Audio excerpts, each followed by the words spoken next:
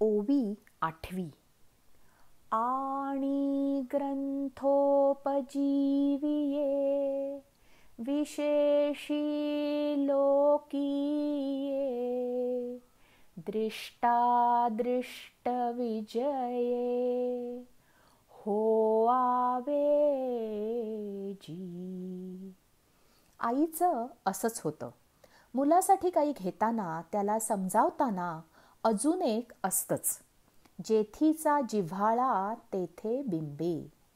जे हा ग्रंथ वाचतील, अभ्यासतील त्यांचे आयुष्य सुखकर जाओ. सुखात जाईल असा दावा नाही. सुखी होऊ दे असे दान, आशीर्वाद, प्रसाद मागितला आहे. पसाय म्हणजे प्रसाद असाही अर्थ आहे. ज्ञानेश्वरांना माहीत होतं, लोक खूप वाचतात, ऐकतात, पण वागण्यात काहीच उतरत नाही, म्हणून हा प्रसाद मागितला. या ग्रंथात जे समजावण्याचा प्रयत्न केला आहे ते समजू दे.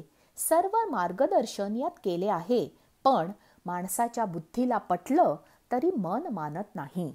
मनाने मान्य केले तरी शरीर आणि परिस्थितीमुळे ते आचरणात आणता येत नाही. हे सर्व अडथळे पार करता यावेत. विशेषी लोकी इये. उगाच मनी नाही भाव असं वाचण्याचा वेळ जात नाही म्हणून किंवा काहीतरी वाचायचं म्हणून वाचावा असा हा ग्रंथ नाही. सहज समजणारही नाही. ज्याला काहीतरी मिळवायची इच्छा असते, चिकाटी असते, त्रास सहन करायची तयारी असते, तो कितीही अडचणी असल्या तरी मार्ग काढतो. तीर्थयात्रा करताना खाणे, पिणे, झोप नीट होत नाही, तसे अध्यात्माच्या वाटेवर प्रगती करताना शारीरिक, मानसिक त्रास सहन करावा लागतो. हा जन्म, पुढचा जन्म, गेलो, रांधले, वाढले, जेवलो, आलो, या पलीकडे काही मिळवायचं असेल तर तप करायला लागते.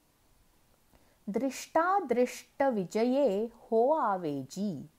जे लोक हा ग्रंथ वाचतील, कोणतेही वाचन करतील, त्या लोकांना दृश्य आणि अदृश्य भोगावर विजय मिळवता येऊ दे. ते गुंतून पडतील अशा गोष्टींपासून त्यांना दूर ठेव.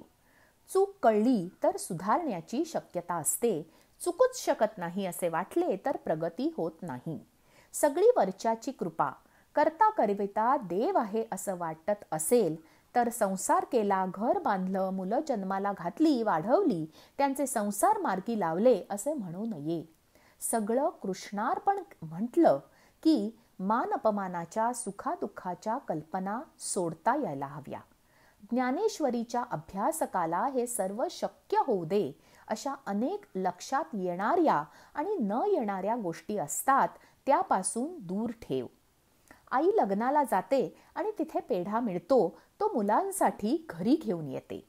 मुलाला असे 100 पेढे आई विकत घेऊन देऊ शकते, पण मुलांसाठी आणते, कारण कुठेही गेली तरी तिच्या मनात मुलांचा विचार असतो. काय केले, काय आणले हे महत्वाचे नाही. ज्या भावनेने आणले ती भावना महत्वाची. आणि तो जिव्हाळा आपल्या माणसांकडे असतो. त्या आपुलकीची आठवण राहावी, मनात कटुता राहू नये, हे दान देवाने द्यावे हीच प्रार्थना. ओवी 9वी. येथ म्हणे श्री विश्वेश्वरावो, हा होईल दान पसावो.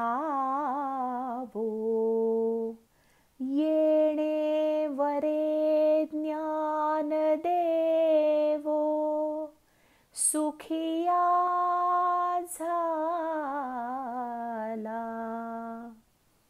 आई वडील थोर ज्यांनी इतकी समर्पक नावे ठेवली, भोगातून निवृत्ती झाली तरच ज्ञानाचा सोपान गाठता येतो आणि मुक्तीचा मार्ग मोकळा होतो. या अध्यात्माच्या मोक्षाच्या 4 पायऱ्या आहेत. विश्वेश्वरावो हे निवृत्तीनाथांना उद्देशून म्हटले आहे.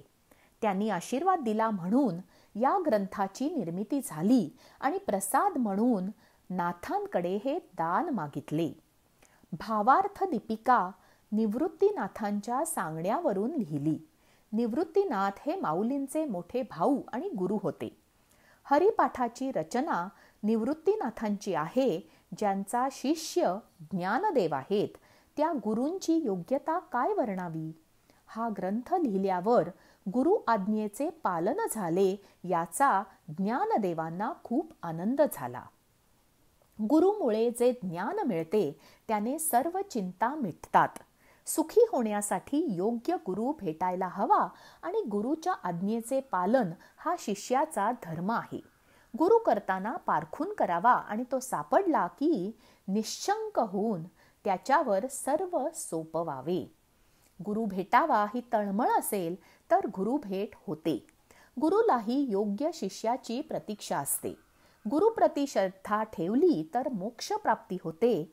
मोक्ष ही मानवी जीवनातील दुर्मिळ पायरी आहे.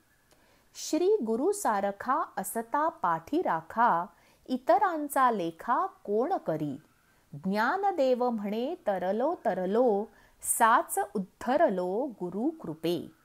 पसायदान ही ज्ञानेश्वरीची भैरवी आहे.